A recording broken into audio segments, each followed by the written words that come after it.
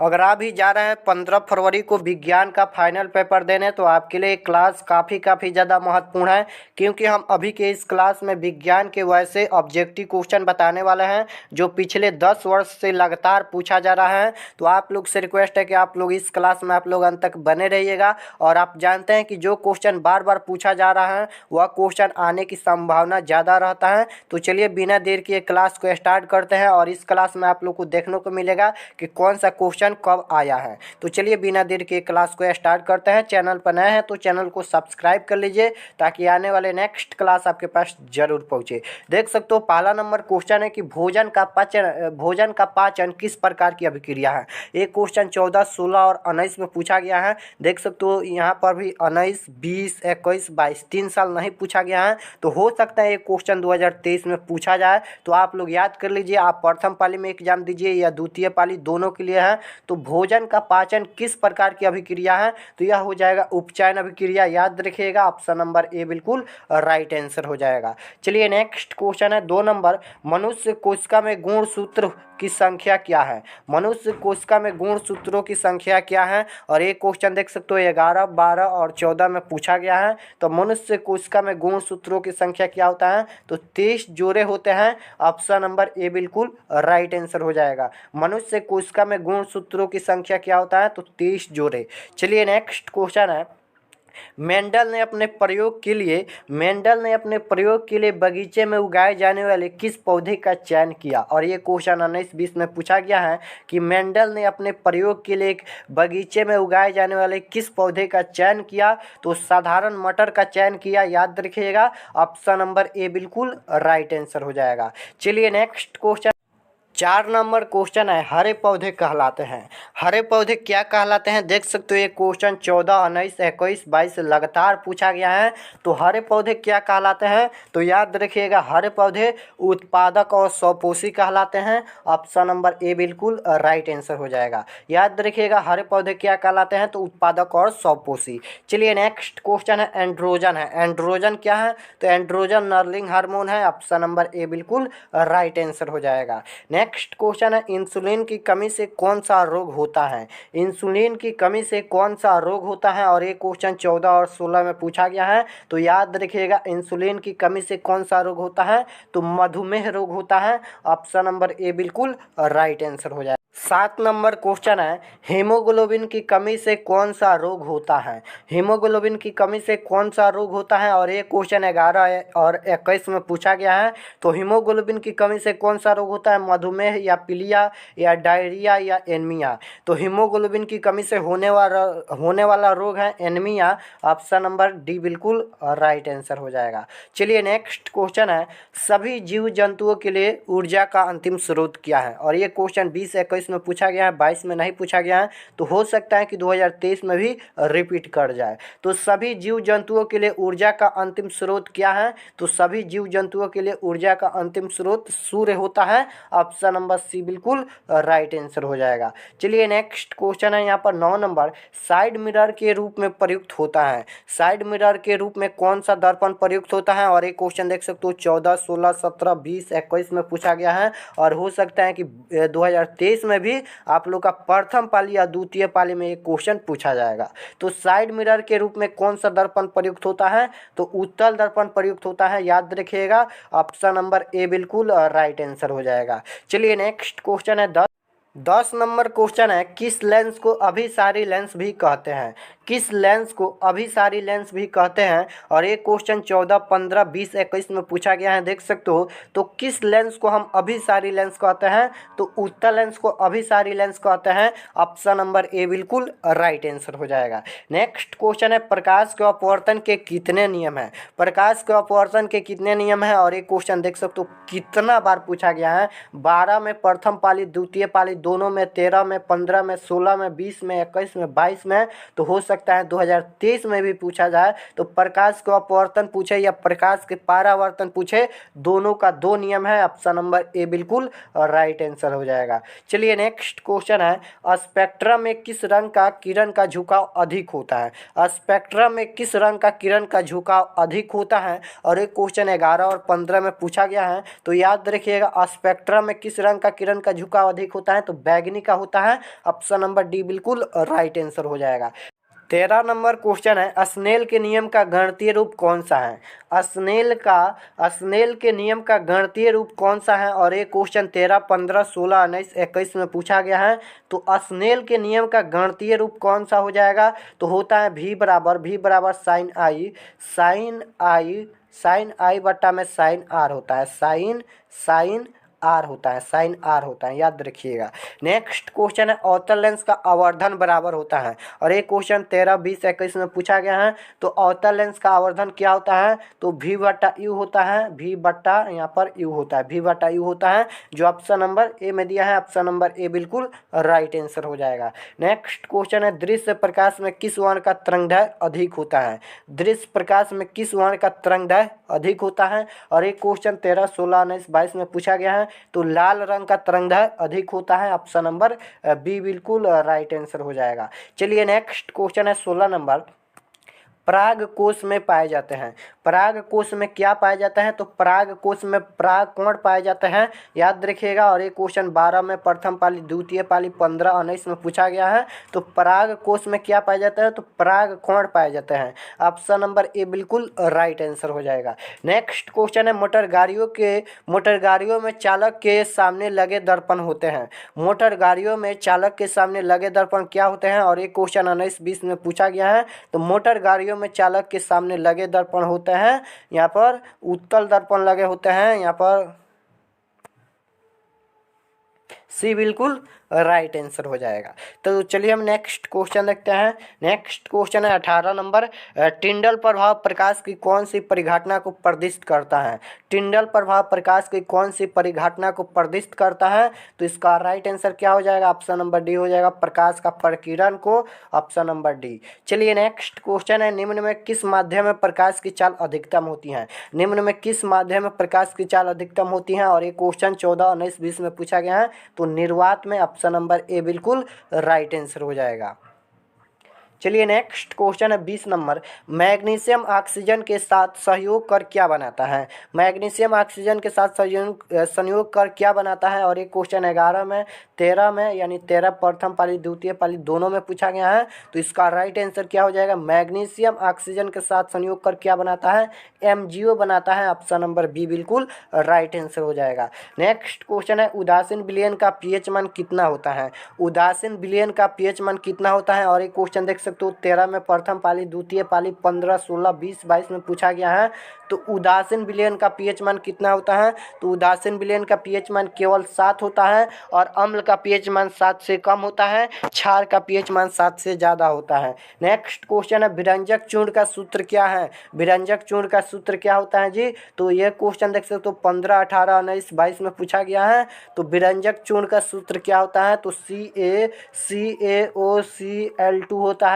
Option number A में दिया है। ऑप्शन नंबर ए बिल्कुल राइट आंसर हो जाएगा। चलिए नेक्स्ट क्वेश्चन है, निम्नलिखित में स्पष्ट दर्शन की न्यूनतम दूरी कौन है? और एक क्वेश्चन 11, 14, 19, 22 में पूछा गया है, तो निम्नलिखित में स्पष्ट दर्शन की न्यूनतम दूरी कौन है? तो 25 सेंटीमीटर होता है। ऑप्शन नंबर सी बिल्कुल राइट आंसर हो जाएगा। नेक्स्ट क्वेश्चन है, निकट दृष्टि दोष का निवारण किस लेंस से किया जाता है? निकट दृष्टि दोष का निवारण किस लेंस से किया जाता है? और एक क्वेश्चन 11, 22, 20 में पूछा गया है, तो निकट दृष्टि दोष का निवारण अवतल लेंस से किया जाता है। ऑप्शन नंबर बी बिल्कुल राइट आंसर हो जाएगा। और दूर दृष्टि दोष का निवारण उत्तल लेंस से किया जाता है।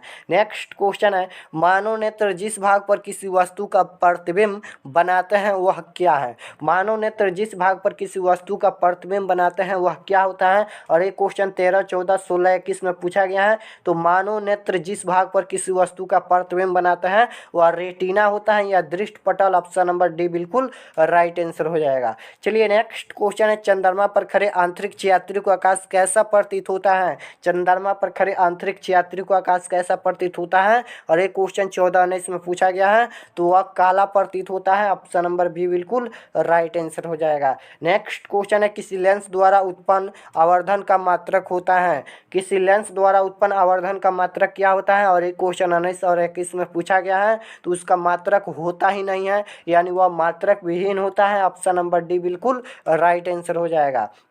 प्रतिरोध का एसआई मात्रक क्या होता है, और एक क्वेश्चन 12, 15, 16, 20, 22 में पूछा गया है, तो प्रतिरोध का एसआई मात्रक क्या होता है, तो ओम मीटर होता है। ऑप्शन नंबर बी बिल्कुल राइट आंसर हो जाएगा। नेक्स्ट क्वेश्चन है, नेक्स्ट क्वेश्चन है 29 नंबर, बैटरी से प्राप्त विद्युत धारा किस प्रकार की होती है। बैटरी से प्राप्त विद्युत धारा किस प्रकार की होती है, और ये क्वेश्चन 11 और 20 में पूछा गया है। तो याद रखिएगा, बैटरी से प्राप्त विद्युत धारा किस प्रकार की होती है, डीसी धारा होती है। ऑप्शन नंबर बी बिल्कुल राइट आंसर हो जाएगा। नेक्स्ट क्वेश्चन है, विभव एवं विभवांतर का एसआई मात्रक होता है। विभव एवं विभवांतर का एसआई मात्रक क्या होता है, और ये क्वेश्चन देख सकते हो 14, 15, 16, 20, 21 में पूछा गया है। तो विभव एवं विभवांतर का एसआई मात्रक वोल्ट होता है। ऑप्शन नंबर सी बिल्कुल राइट आंसर हो जाएगा। चलिए नेक्स्ट क्वेश्चन है 31 नंबर, निम्नलिखित में से कौन सा पद विद्युत परिपथ को निरूपित नहीं करता है।